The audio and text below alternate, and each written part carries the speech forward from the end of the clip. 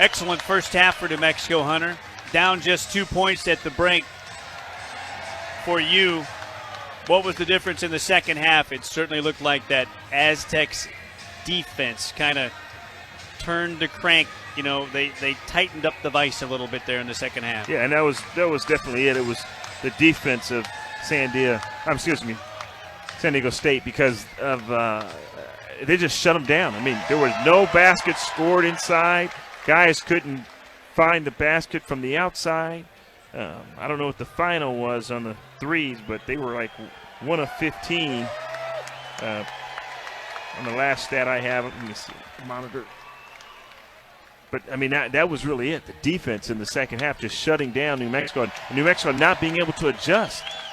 Maybe taking it off the dribble or trying to do something different. But that was really the difference.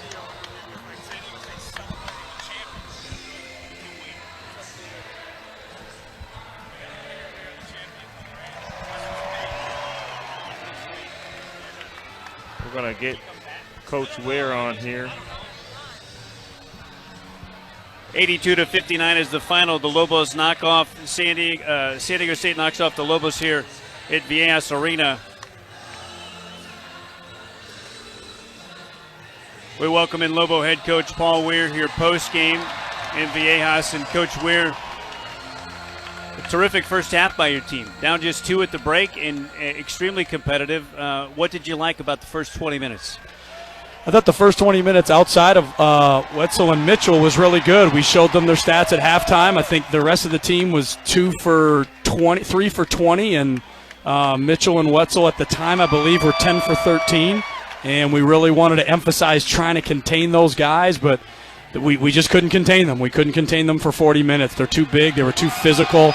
We just don't have the girth down there to just match those guys consistently. We had some moments here and there, but their just size and physicality was unfortunately too much. Coach, you guys shot the ball well from the 3, and I think that's probably why you had success in the first half. Looking at the stat sheet, you didn't shoot 1 free throw. I know. Was that because you didn't get ball penetration? I don't know. I thought we were getting to the rim. We just, unfortunately, just couldn't get anything down there. Corey had a lot down there, a lot of little baskets plays. Jaquan got down there a little bit, but I mean, I think it was midway through the second half. Every stat was even except free throws. They had 11 attempts and we had 0. We could not get to the free throw line. Part of that's they've earned it. They're a great team. They're going to get the benefit of a lot of those kind of calls. I mean, Vance is going down in transition, has a scar on his face, and it's not getting called. You know, like they're the number 4 team in the country. Right. So when you get in those moments of I don't know, they're going to get the benefit. We didn't, and that's just how it works. Yeah. In the second half, it seemed like they brought the defense. I mean, they really shut the Lobos down in the second half defensively. Was there any thought of adjusting in terms of maybe trying to go off the dribble? Or because it seemed like they were crowding it inside. It was difficult to get it in to Manigault. And I think after a couple of timeouts, you tried. But, again, they were forcing him to kind of shoot a fadeaway. Yeah, I thought the first few minutes of the second half were hard. And, you know, we came out. We had a wide-open 3. We missed it. We had a alley-oop kind of layup around the rim, missed that, and then missed another. We had 3 great looks to start the half, went 0 for 3, and you can't go 0 for 3 on good looks because you're not going to get a lot of great looks consistently against these guys. And, it went from a 2-point game, I think, to whatever it was, 11, and we just – that beginning of the second half, I thought, hurt us. From there, you know, we tried to get some dribble penetration from the guards. Obviously, Corey had a tough time getting – good position. Wetzel's so physical with him, pushing him off the block, and he just couldn't get clean looks either. And you have to credit San Diego State. We were looking at a lot of different things, posting up different players, running some ball screens, playing on the perimeter, getting it inside. We just, you know, we needed some guys to make some shots. I don't know what we ended up from 3, but unfortunately you're going to have to make some of those. And we just did not. We had some pretty good looks that had to go down in the first half, like you said they did. Second half, those threes just weren't going down. And by how good they are around the rim, you have to make shots. And second half, we just unfortunately couldn't knock any down. I was going to ask about that. You're 5 out of 14 first half, 36% from 3.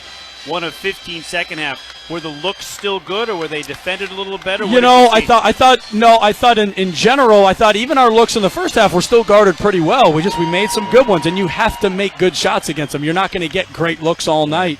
We had a couple of, point blank wide open ones.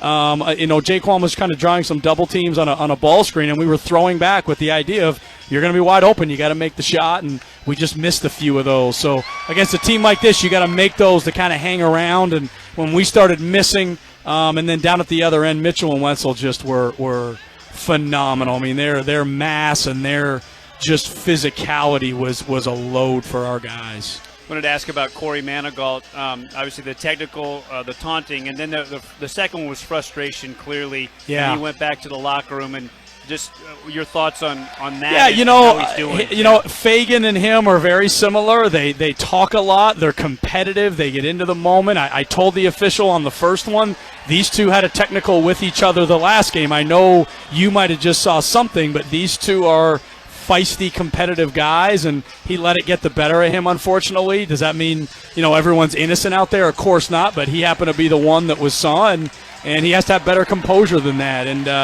you have to credit San Diego State as well for their ability to get under people's skin and bring that kind of emotion out of you, and hopefully he'll learn from that. If I may, I thought Vontae Hendricks was terrific tonight, and a clip you showed your team of him just so physically getting to the rim for an offensive rebound against Wyoming is kind of the way he played the whole night. I saw a very similar play on the end of the court close to us, right in front of your bench. Yeah. Where he's not backing down from anybody. No, I mean, again, the greatest part about watching him right now is he's a sophomore. It's really exciting. He's the youngest guy we really have out there. To watch him get these minutes and have these moments. There's some other moments as well, but just this growth and opportunity he's getting right now, that's maybe what Matt Mitchell looked like last year or somebody else looked like previously. Like, he's just getting some great opportunities right now, and I'm hopeful that, going forward, it's going to serve him and us really well.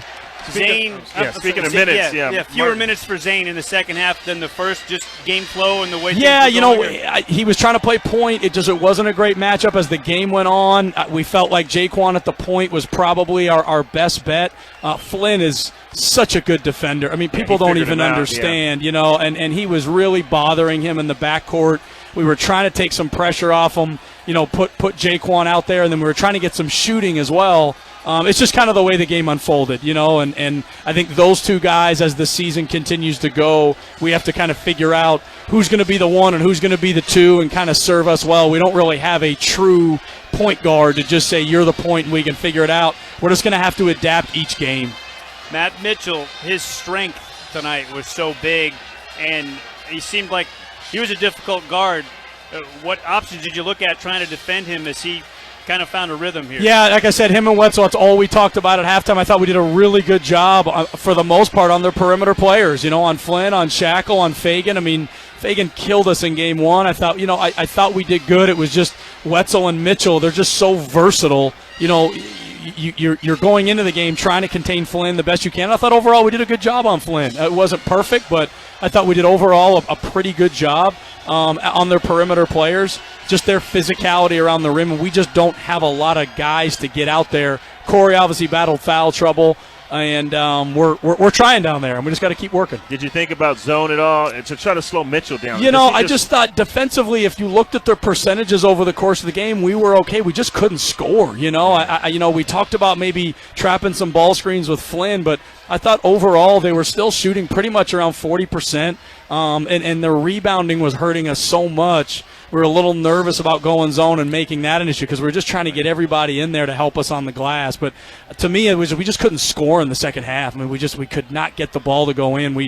You can't miss, the 4 or 5 little layups that were halfway down that come out. Those have to go down for us in a game like tonight, I thought about giving Jordan Arroyo a few minutes tonight. We talked a little bit about it. They went small, I mean, they pretty much at one point, even in the first half, they were out there with 5 perimeter players as well. They didn't play a lot of big lineups. When Wetzel wasn't in, they were out there with really small guys. So we were trying to match their speed, particularly in transition and getting back and kind of matching up with them, and that was just kind of the way the game went. Well, thank you very much for being with us here tonight. Thanks, guys. We'll see you back in Albuquerque. Yep. Thanks, Take care. Coach. Lobo head coach Paul Weir, our guest post-game here in Viejas Arena. 82-59, the Aztecs defeat UNM. We're back after this timeout to wrap it up. Lobo basketball, the UNM Sports Radio Network.